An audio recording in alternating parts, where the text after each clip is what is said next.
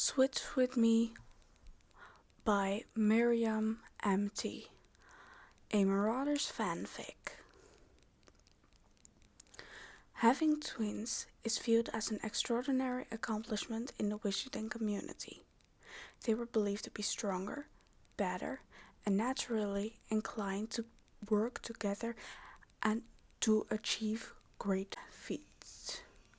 Some even believe magical twins, especially bringing from ancient families such as the Blacks, have magical connection between them, allowing them to communicate telepathy. Sirius and Regulus are powerful, talented, and destined to achieve great things in life. They cannot communicate with their thoughts, but they do think it's funny to let others believe they can. It came as a shock when one twin was sorted in Slytherin and the other in Gryffindor. For all they look exactly the same, the brothers were inherently different.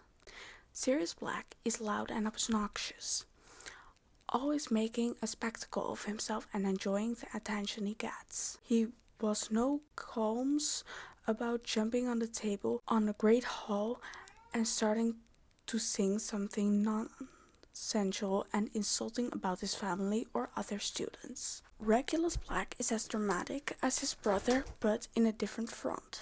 He is quiet and makes an effort to stay below people's radar. He does so to listen to them, find out their secrets and use them against them. He has an entire catalogue of people at Hogwarts owing him favors and doing his bidding. When someone insults a person the brothers hold dear, Sirius is one to scream, threaten, and send hexes at them. Regulus is the one putting a dagger into their back, plotting revenge in unnecessary, elaborated, and tangled ways, or giving them a verbal lashing delivered coldly with a smile. One thing that unites the brothers is the sheer number of people wanting to bet them. They are a dream to look at, with wavy black hair, piercing grey eyes, high cheekbones, perfectly shaped lips, long lashes, and flawless fair skin. Since running away from home and moving in with James Potter's family a year ago, their picture changed slightly, showing a freer, more rebellious side. They wear piercings in their ears and black eyeliner, and their hair is longer than before. Regulus's hair is slightly curlier than Sirius's. Sirius's hair reaches his shoulders in soft waves. He often wears it pulled in a high ponytail or a loose bun. They can make themselves look exactly like each other, merely by changing their posture and wearing hats. Since they were little boys, they used to have the ability to trick parents and teachers. When Sirius needs an alibi for a prank, he simply sends Regulus to talk to McGonagall, with the Gryffindor crest on his robes and his hair pulled back. Regulus, whose hobbies include playing mind games with people, habitually sends his brother to lurk around spots certain people are frequently, instilling a persistent sense of paranoia in them. Who needs Polyjuice Potion if you came with a duplicate? It is a Tuesday morning and Sirius comes running down a corridor, snatching Regulus on his way to class, pulling him away from view. "Reggie, quick, switch with me," Sirius hisses and takes off his robes. "Why?" "I have transfiguration test in 10 minutes and I completely forgot about it." "You're good at transfiguration. Switch with me." Regulus rolls his eyes. "Are you going to herbology for me next period?" "Yeah, sure. Please, switch. I can flunk another test. Minnie is gonna throw a fit." Regulus sighs exasperated and takes off his robes. They exchange the jumpers, ties, robes bearing their house colors or crest. Sirius frees his hair and gives his hair tie to Regulus. Regulus takes out his wand and puts a small spell on Sirius's hair to make it a tad more curlier and thus shorter. "The newest gossip is Lily is dating Mary now. We're in favor of that. I already teased James about Lily being off the market. You don't have to do it again." He takes a few of his piercings from his ear. "I didn't plan to," Regulus mumbles. He takes out his corresponding piercings. Sirius wears moons, whereas Regulus wears stars. Sirius wears studs and rings, whereas Regulus wears dangling chain and cuffs. Barty and Evan are in a slump. Barty's in a bad mood about it. Don't talk about it. Just indulge his lambing. They exchange their jewelry, switch their rings. Regulus takes off his bracelet and a silver chain with a collection of planetary charms, the sun missing from it. He hates parting from it, but he is never seen without it, so he has to give it to Sirius now. Sirius hands him his moon necklace in return. The entire exchange is well practiced, and it takes them less than 3 minutes. Done? Sirius asks. Done.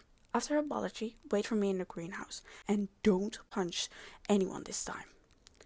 That was only once, and he deserved it. Yes, but I don't punch someone in their face. I kick them in the balls. Stay consistent. See you then. They disappear in opposite directions. Regulus goes into Sirius's transfiguration classroom. Remus, James, and Peter are already sitting there. Regulus drops himself into the vacant seat next to Remus and sighs. Well, this is gonna be a shit show. I told you to study yesterday, Remus says with a smile and leans over him. You insist on shagging me instead. Regulus suppresses the urge to cringe. He likes Remus, he really does. As a friend. Regulus and Sirius haven't figured out the thing with the boyfriends quite yet. Regulus insists they should simply tell Remus they switch sometimes, but Sirius stays adamant that it has to stay a secret even from his friends. Do not chance anyone catching on to them. It's stupid. Regulus has helped them with their pranks so many times and they still haven't figured out what they're up to. Regulus and Sirius have come to an agreement that Regulus should kiss Remus on the mouth under no circumstances. Regulus doesn't want to anyways. Instead, he should pretend to be a tease and be dramatic about it. Regulus smirks back at Remus. I still think it was a better pastime. What's one more flunked test, really? Remus chuckles and interlaces their fingers under the table. Regulus looks over to James and Peter, who have their heads together, talking quietly. Think he'll get over Lily dating Mary soon? Remus whispers. He seemed pretty annoyed at breakfast. Regulus bites down his lips harshly. James and Lily, please. James hasn't been interested in Lily in the last 6 months. Neither Remus nor Sirius can convince him otherwise. He will use this later, tease James with it. See what it does to him. It will be fun. McGonagall silences the classroom. The test is laughably easy. Regulus gets some answers wrong on purpose to not make Sirius' mark completely improbable. He writes quickly, writing in harsh, sloppy letters to imitate his brother's messy handwriting. They have practiced each other's handwriting for years, doing writing exercises with each other to make the caption perfect. Afterwards, he accompanies the group to Sirius's next lesson, potions. He partners up with Remus again. He looks over to James, who's playing with a thin silver bracelet around his wrist, a small sun hanging from it. James rolls the golden charm between his fingers while listening to Professor Slughorn. After class, Regulus leaves the room with the 3 boys again. Well, I've gotta run, James says, already running off. Need to speak with Professor Sprout before next class. Regulus looks after him. Hey, Pats. Remus reaches for his hand. Want to go upstairs? For the free period? Remus pulls Regulus to him. Yeah, sure. Just let me fetch your boyfriend real quick, Regulus thinks, looking down at Remus' hand. He hates this. He has to navigate this shit without pissing off Sirius's boyfriend just because his brother is a stubborn wanker. He smirks up at Remus. So, suddenly shagging is good pastime? Regulus wonders briefly if Sirius usually uses the word pastime. Remus doesn't seem to get hung up on it, so maybe it doesn't matter. It always is, but preferably after a test. Regulus rolls his eyes. Where is the fun in that? Sirius says that frequently. Remus grins and leans in to kiss him. Oh, hell no. Regulus puts his hand against his chest. Will you be able to keep it together until we're in the dorm? And they're calling me the impatient one. Remus chuckles, his hand on Regulus' hips. Since when are you opposing snugging me in public? You're the one who has very explicit fantasies about getting fucked in a great hall in front of my ex-boyfriend and the entire student body. Regulus suppresses the impulse to gag. Put that on things I don't want to know about my brother. Does Sirius have a humiliation kink or something? He tries to shake the thought quickly. Remus's hand found their way to his neck and his cheek. Regulus is sure Remus is a great lover, but he isn't his lover. And this is a bit uncomfortable. He needs to get out of this and find Sirius. Why do his brother and his boyfriend have to be so damn randy at any given moment? When he thinks about it, it is kind of insulting that not even Remus and James, the people who know at least Sirius the longest and the most intimate, can tell them apart. Not even when they're standing this closely. You're right. Let's go to the Great Hall right now. Regulus smirks. I just have to find an annoying brother first. Fucker still owes me money from last weekend. He does owe Sirius money, but he thinks that he's earned it with a switch. Remus hums. Okay, come to the dorm right after, yeah? Of course. Remus smiles and looks at him. Suddenly he stops at the spot in his neck. His hands have brushed away the black hair pushing down his collar of the dress shirt half an inch. Remus turns white. Regulus tenses up. Did he notice it? What's that? Remus asks, his voice thin. What's what? Remus glares at him and pushes him away. The fucking hickey on your neck, Sirius. I sure as fuck didn't put it there, so who did? Regulus slaps his hand over the spot in his neck. Of course. Fuck. He forgot about that. Remus, it's not what you think. It's not what I think. Remus hisses. He looks up at him disgusted. What is it then? Did you trip and fall? Did Peeves give you a fucking hickey? Did you fall on his dick too when you were already on it? Tears forming in Remus's eyes. Bullshit. Remus, listen, I'm not... But Remus doesn't let him confess. He pushes him back, turns around and runs away. Fuck. Regulus mutters. And now he has to tell his brother he just ruined his relationship. Fun. In the meantime, Sirius gets out of the greenhouse. Barty walks next to him. It's gonna be fine. Evan can't ignore you forever. Soon enough, you're gonna have his tongue down your throat again, keeping me up at night. Barty sighs and eyes his boyfriend, who has rushed out of the greenhouse the first chance he got. Sirius really needs to ask Regulus what happened there. He lives for Slytherin gossip. But he couldn't ask Regulus's friends to recount the entire thing without him making it suspicious. They're way less gullible than the Marauders. Hey, go ahead, I need to speak to Sprout for a moment. Barty nods and leaves. Sirius lingers by the greenhouse, waiting for Regulus to switch back. He has free period now and wants to use his time mooning in the dorm. He hoped Regulus got away from the group before Mooney got too handsy. Instead of Regulus, however, he sees James coming to the greenhouse soon enough. Sirius quickly takes on Regulus' straight-backed posture. Hey Reggie, James says when he reaches him. Don't call me that.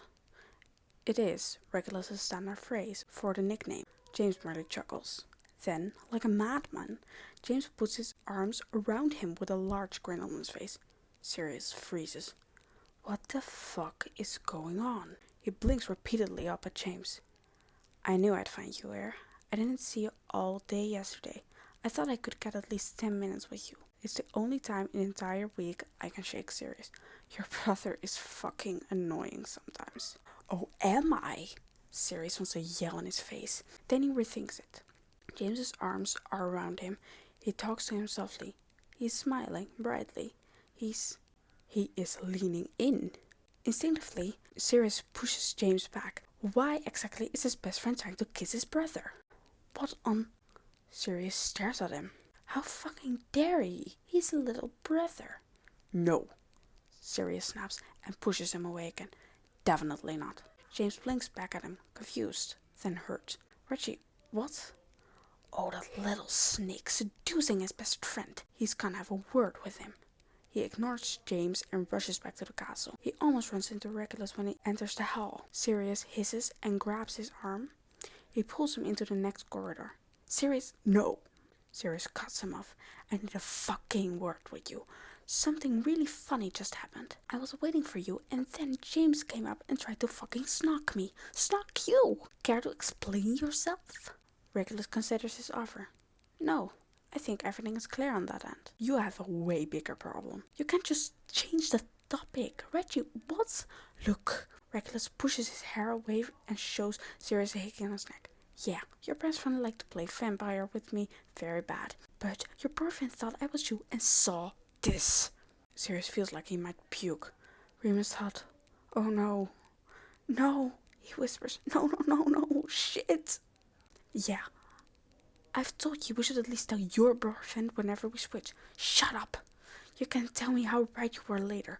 You're coming with me and tell my boyfriend I didn't fucking cheat on him. Sirius grabs Regulus' wrist and pulls him out of the corridor. And then, you, James and I are gonna have a conversation about fucking brothers and best mates. They reach Sirius' dorm. Remus is lying on the bed, curled into a ball. James is sitting next to him, his shoulders slumped, and he looks like he has cried. Oh, thank Merlin, you're both here, Sirius says as soon as he sees them. Go away, I don't want to see you, Sirius. Fuck off. Remus looks at Regulus while saying this. No, Moni, babes, I didn't do anything. He's not... Look, Sirius pulls the hair down from Regulus' curls. They quickly take off their robes, ties, and jumpers, until they are standing in perfect twinning in front of them. Mooney sits up, blinking at them, confused. James looks from one to the other. What have you done? James whispers. Sirius bites his lip. We switched. We do it all the time. Write exams for one another, take detention, or distract the teacher. Regulus took the transfiguration test for me. Sirius kneels down in front of Remus' bed and takes his hand. I would never cheat on you. You know that. Look, no foreign hickeys anywhere. He shows off his neck. Remus pulls the back of his hand and lifts Sirius' wrist by Regulus' bracelet. So, how am I supposed to know who is who now? Maybe you're Regulus now, and just covering up for him. Regulus unhooks his bracelet and takes it back. He's very much not Regulus, and you should really work on telling your boyfriend and his brother apart. Same goes for you, James. James stares up at him. Regulus' eyes turn soft. He offers his hand and pulls James from Remus's bed and pulls him over to James's bed. I'm sorry, he whispered. Sirius insists we don't tell anyone that we do this sometimes. James looks at him insecurely. You didn't push me away by the greenhouse? Me? Do I look like I've gone mad? James smiles slightly. He brushes his fingers against Regulus' neck, where he had placed a hickey a few days prior. He carefully opens the top bottoms of Regulus' dress shirt until part of his collarbone is exposed. He has a tiny mole there, which Sirius is lacking. Remus, having never seen Regulus naked, can know about this, of course. James smiles at him and looks back at Remus. Yes, this one is mine. Sirius stands up and stares over at them. Right, that. When exactly were you planning on telling me that? It's none of your business, Sirius. Regulus rolls his eyes and closes the bracelet around his wrist. He slowly starts taking off Sirius's rings, necklace, and piercings. It's very much my business. That's my little brother, James. How dare you? Regulus groans. I'm not your little brother. We're twins. You're younger than me. By 114 seconds. Yes, which makes you the younger one. So, you're my little baby brother. James, you perv. What? I'm younger than both of you. James looks from one brother to the next, helplessly. Alright, I believe that you're serious, Remus mutters. Sirius turns to Regulus. Are you going to tell me what you're doing with my best friend then? Fucking him, if I'm lucky. James blushes deeply. You can't do this. That's my best friend. You can't have him. Good, I don't want him as a friend. Why are you making such a big deal out of it? You have your boyfriend, I have mine. You have your best friend, I have mine. As long as the people don't overlap within category, there is no problem here. You should consider the fact that your boyfriend almost took me up to your dorm to shag me. Hey! Remus exclaims and stands up from his bed. I think both of you are losing the sight of what we're discussing here. No one fucking cares who is dating whom. You two are switching roles and you don't tell us about it. You cannot do that. Sirius bites his lip and turns to his boyfriend. I'm sorry, babes. Really, I am. I just thought it would be better to keep it a secret when we switch. We used it at home all the time to get out of trouble. We still use it now. If people catch us doing it, no one will believe us shit anymore. I'm not just random people. I'm your boyfriend. You can't just trick with me like this. What am I supposed to believe now? How often have I accidentally talked to your brother instead of you? Not that often, Regulus says and stands up. He comes over to them and hands Sirius his jewelry. Sirius starts taking off Regulus's things as well. I try to steer clear of when I pretend to be him. Besides, usually he is with you when I take his place. It's how you kept your relationship hidden from James and Peter the first few months. If you weren't with him, we used mostly for exams and such. Sirius hands over Regulus's jewelry. Regulus goes back to James. You should be glad too. Sirius took my place quite a few times when I skipped to see you. I did what? You said you needed the time for coursework and prefect duties. Yes, you helped me getting late instead. Your work is greatly appreciated. Regulus quickly cleans the piercings with a spell before putting them back. Remus is right though. James reaches out and helps Regulus put an earring with a dangling star shape into place. You have to tell at least us when you do this. I don't want to end up almost kissing Sirius again. Hey, you should be so lucky. And I don't want you to kiss my brother anyway.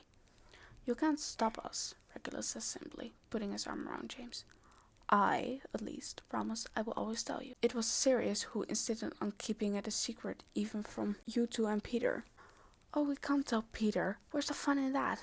No, we'll see how long it will take for him to figure it out. Regulus rolls his eyes. Remus, on the other hand, has a smirk on his face now.